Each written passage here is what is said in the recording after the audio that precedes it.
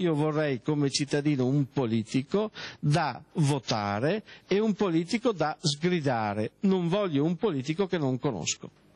Parola di Leonardo Padrin, che di voti nella sua carriera politica ne ha raccolti tanti. All'ultima votazione per il Consiglio regionale, per esempio, ne ha presi 12.369, innescando addirittura una querelle con quello che doveva essere il vero candidato di partito, sconfitto di poco. È Padrin il capofila di un gruppo di pidellini padovani che oggi si schierano apertamente pro abolizione della legge elettorale, battezzata dal suo stesso estensore, il ministro Calderoli, una porcata, premio di maggioranza e liste bloccate. Tanto che oggi la base del PDL prende le distanze, l'hanno fatta loro, dice, mica noi. No, l'hanno voluta coloro che l'hanno votata in Parlamento e specialmente coloro i quali hanno ordinato ai parlamentari di votarla, garantendo loro la riconferma successiva.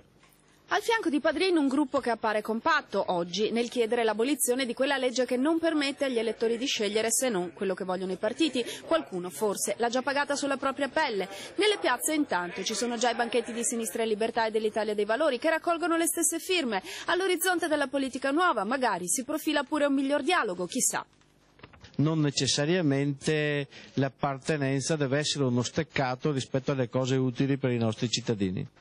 Ad oggi la raccolta firme che ha l'obiettivo di chiedere l'abolizione della legge elettorale ha superato quota 430.000, ne deve raggiungere 500.000 e sembra quasi una passeggiata. Ma cosa succederà dopo? La base si imporrà sulla casta romana?